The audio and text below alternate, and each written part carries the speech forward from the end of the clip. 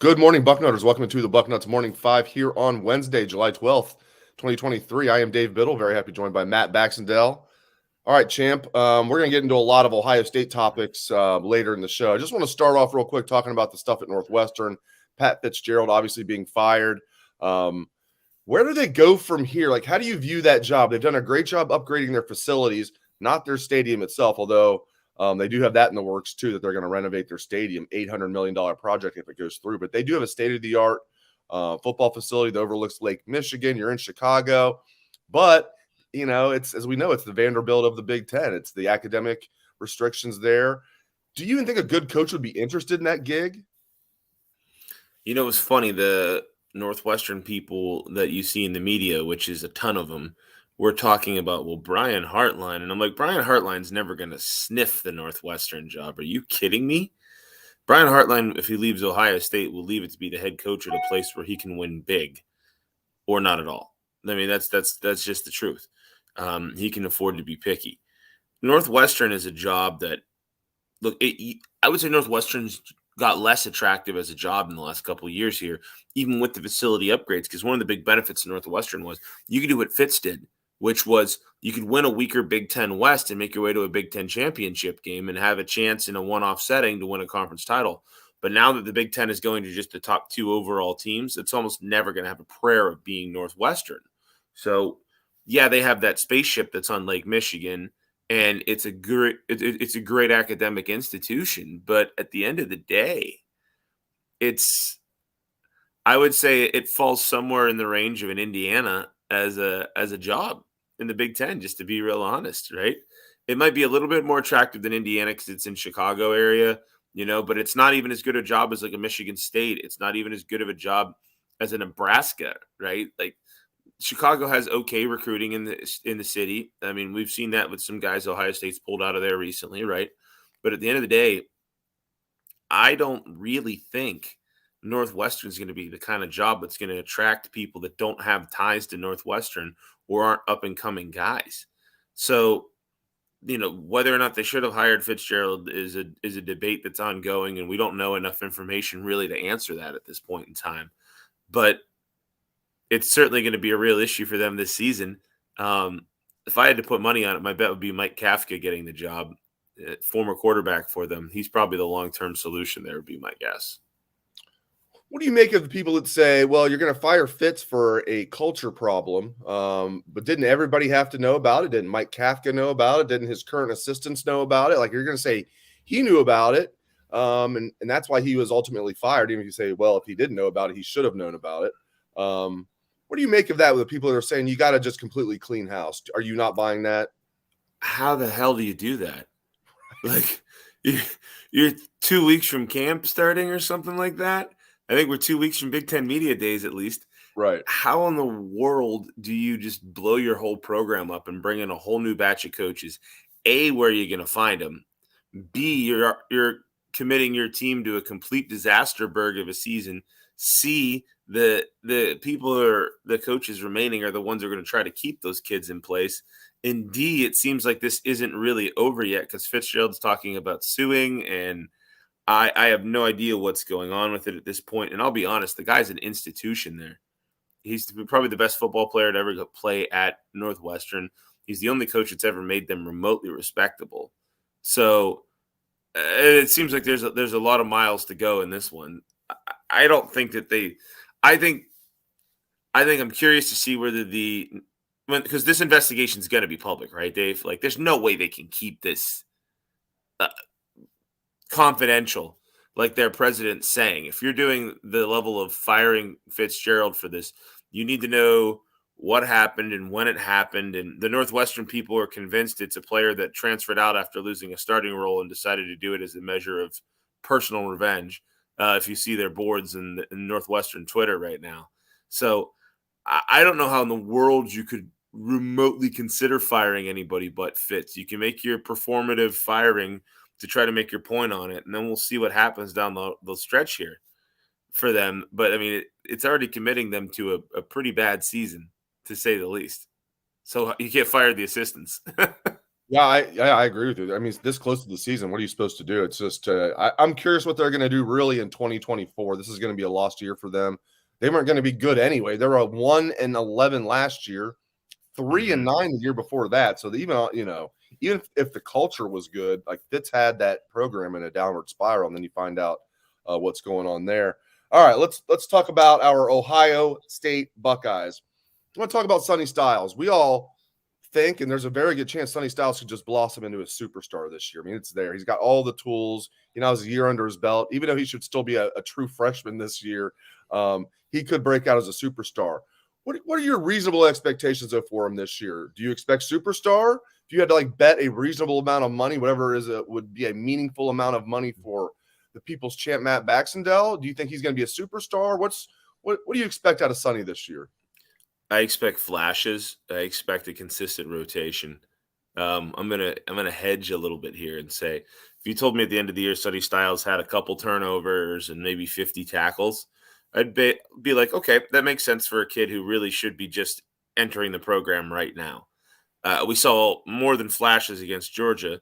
He certainly could take the Von Bell route of getting to finally play more than the entire fan base had been begging for the entire year in the bowl game. And then the next year turning around and just going straight to the moon. There's a possibility for that. But we're going to have to see on that. There's a lot of talented kids he's competing with at the position. He's the X factor. He's the guy who should be the guy on defense. If you had to pick one major difference maker that wasn't a D lineman, it would probably be him. We're going to have to see how much he gets utilized. I think probably the range of 50, 60 tackles, maybe a pick or two, a fumble forced and recovered or two is going to be kind of what we're looking at with him. But I do think he's going to be a pretty dynamic matchup option for them, especially against some of the bigger tight ends, since he is such a big body that can run. So that's kind of my expectation with him is that, especially as the year goes on, I think we see him take a larger role.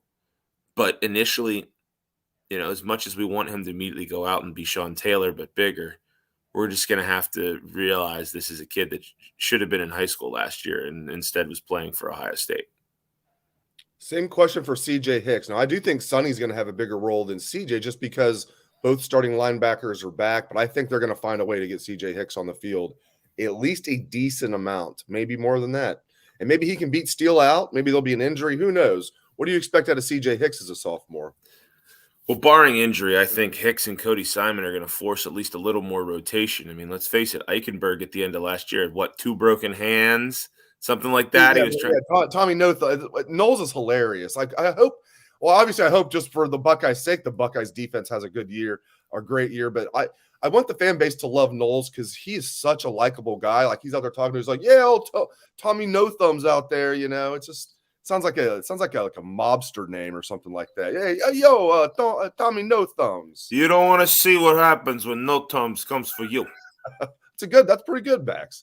You bring me my money right now, capiche?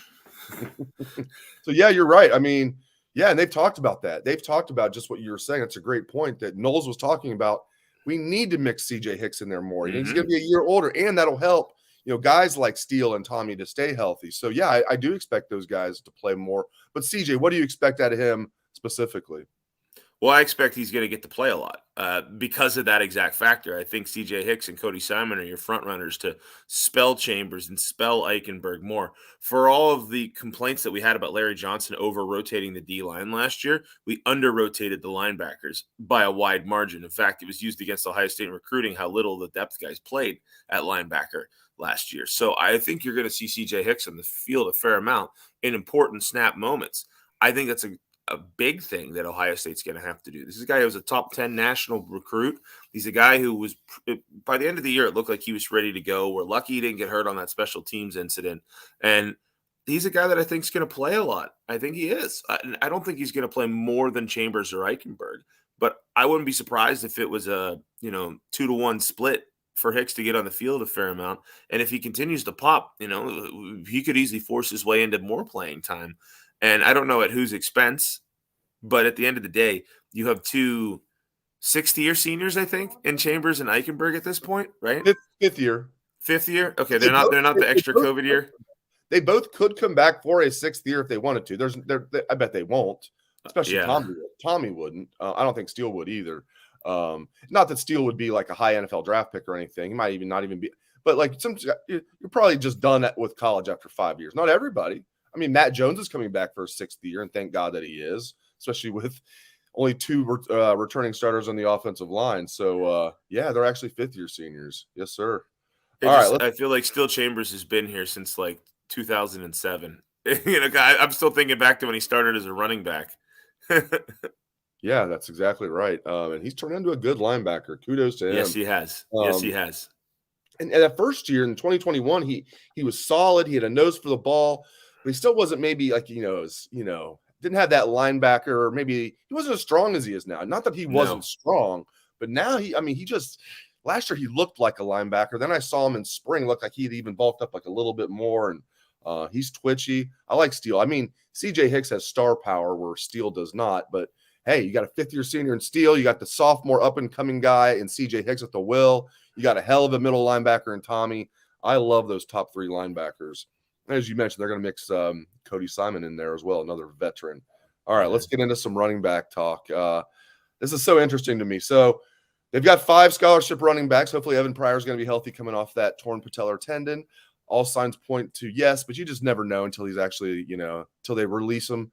And he's actually is taking hits and cutting at full speed and all that. But, he was looking good in the spring running. Obviously didn't play or anything. All right, so rank the running backs for me. How do you think they're going to do 1 through 5 this year? Travion Henderson, Mayan Williams, Dallin Hayden, Chip Trainham, Evan Pryor. Who you got, Bax? Well, I'm going to put Chip at 5, mostly because I think that he's the low man on the totem pole. He's the transfer in. He's got the younger guys that are dying to get on the field ahead of him, and you got some established guys ahead of him. So I'm going to put him at 5. At 4 right now is Evan Pryor. I think he's going to find a niche coming out of the backfield receiving the ball, maybe some swing passes and screens. This is a guy who people forget was a dynamic top 5 or 6 all-purpose back in the country coming out of high school, and was a player that last year around this time we were like, yay, Evan Pryor. So I think he's a guy who can make a big difference. And at the end of the day, I do think he's going to be a good player, but I think he's probably 4. I'd put Dallin Hayden at 3. I think Hayden last year probably didn't get enough touches just because of the injury level that we were looking at. He had a game or two where he broke 100 yards rushing. And even against Georgia, he averaged 5 yards a pop. So I think this is a talented young man who I think for Hayden, he sees that after this year, a little bit of this giant glut of running backs is going to clear up a little bit. And he's going to have more opportunities in his 3rd year at OSU. But I would put Hayden 3rd right now. And then right now, I think it's Williams at 2, and I think 1 is going to be Henderson. But the Henderson one has a star. That asterisk is he healthy? And has he learned to not be twinkle toes in the hole? He just has so much home run hitting power. With that stride that he has, he could easily pop through a hole and be gone. We saw it against Penn State. We've seen it in flashes. Henderson's the guy with the highest ceiling.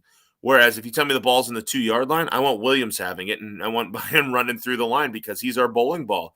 He's been our bowling ball since the national title game against Alabama a couple of years ago. So I think you have a bit of a thunder and lightning with those two.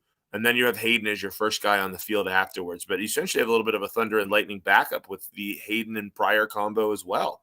So, I think the big question is going to be watching Trey. The big question is going to be watching Trey and how healthy he is and whether he's twinkle-toesing looking for that home run every time or he's willing to hit the hole and go get 9 yards when it's there. So we'll have to see. But I think it's it's an embarrassment of riches for Ohio State at this position.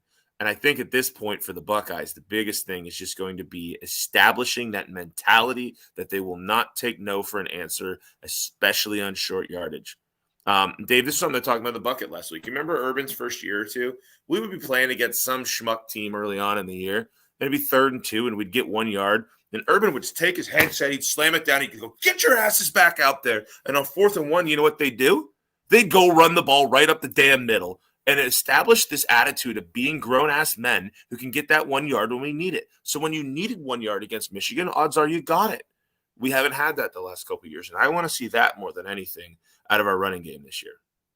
I like that. Yeah, if it's 3rd and 1, you get stuffed. 3rd and 2, you get stuffed. I want to see Ryan Day and Justin Fry and Brian Hartline just having like a connection on the sidelines because, yeah, you can't you can't allow that. You've got to be able to get physical in there. Urban used to go for it on like our own 30 in like the first quarter because he was pissed. Just because he was pissed. He's like, I know. All the complaints anybody's ever had about Urban Meyer being, quote, too hard, that right there is your championship difference. People always talk about it being a very thin line of your differential, right? This is the thing that James Franklin has never crossed over, despite being a pretty good coach and having had really good results for Penn State overall. That's your elite differential right there, is that utter refusal to accept anything less than what is the baseline expectation. You know, it's living out what Mike Tomlin calls the standards. The standard. Tomlin doesn't do it, but Meyer did, right? The standard was the standard. The standard is if I give you the ball, a run on 3rd and 1 and you don't get it, get your butt back out there and get that damn yard. That's building the mentality you have to have for the big games in the trenches when it matters. And we haven't had that the last couple of years. So when we talk about the running game, to me, we can say, look how talented all these guys are, right? At the end of the day, that line needs to get that little extra push, and you need to get that running back whose legs keep churning and moves that pile, that extra half yard. That's going to be a big difference because guess what? At the end of the year, you could probably point at 5 different opportunities like that in critical moments that define your season. And it's defined it down the last 2 years for Ohio State. Amen to that. Amen to something else you said about the running backs. I'll give my order in a minute. It's very similar to yours. Little tease there. But the biggest thing about this running back room is how stacked they are. I mean, it's not easy picking 1 through 5 because there's not a big gap, especially if Evan Pryor's healthy. So Tony Alford's done a great job. Last year we've never seen an Ohio State running back room that decimated by injuries. We've never seen it. This year, if they can just stay reasonably healthy, I feel really good about that room. And if they can stay completely healthy, look out. And when we rank what's going to happen this year, a lot of it's going to probably depend on injuries, but, taking that out of the equation because you really can't factor that in at this point. I agree with Travion Henderson, number 1. I'm going to put him number 1. Now, he does. He's got to show, a little bit, better vision. He's just got to, take what the defense gives him at times while still being able to hit that home run when he needs to, okay? You can be a great hitter that hits 40 home runs in a year, but sometimes you're going to need to hit those singles and doubles and take some walks too. So I think he can do that. Mayan Williams, when healthy, which he was not at the end of last year, but was early in the year. At one point, he was leading the entire country in yards per carry. Give me Mayan number 2. Man, it's splitting hairs from this point. I'll go Dallin Hayden 3. I'll go Chip 4 just because of 2 things. I thought Chip looked really good in the spring.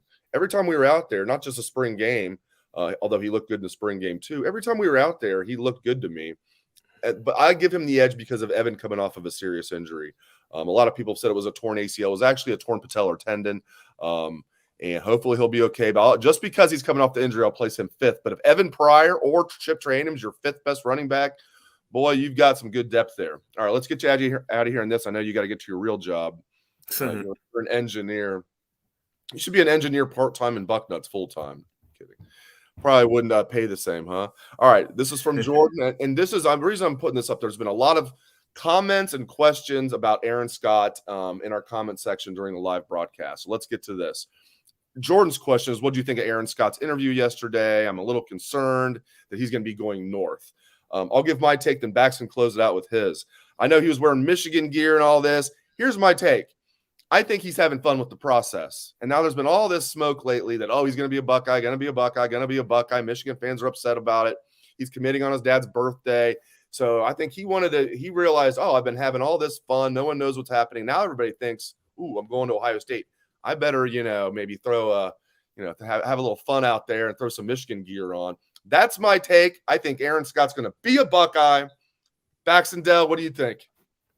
Well, first of all, he had all that Michigan gear on because that's similar colors to his school that he was out playing with.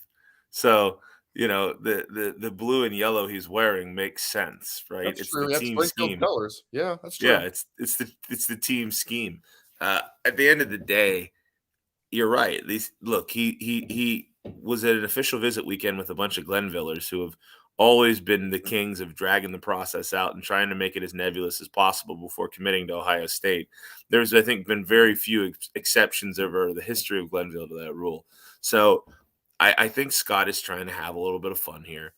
I've always felt that the number one threat to Ohio State wasn't Michigan, it was Oregon, because the kid grew up an Oregon fan. Like that's the story that everybody talks about, is that he loved Oregon as a kid, even though his dad's a giant Ohio State fan. And the commit on his dad's birthday, who is a giant Ohio State fan, by the way, to me is like here's your sign. But the reality is, until I see Bill Kurlick, or until I see Steve Wiltfong, or I still see some of these guys who know the kid and talk to the kid, put a crystal ball in anywhere other than Ohio State, I'm not worried. There are a few big names out there right now that are supposed to be Ohio State. This is the least impacted by potential upping of NIL, like Lightfoot. And guess what? He's a Springfield kid. Ohio State doesn't lose Springfield kids very often, and they especially don't lose them to teams in the Big Ten, right? You can talk about a Trey DePriest getting pulled by Alabama 15 years ago, or whenever that was at this point, 10 years ago.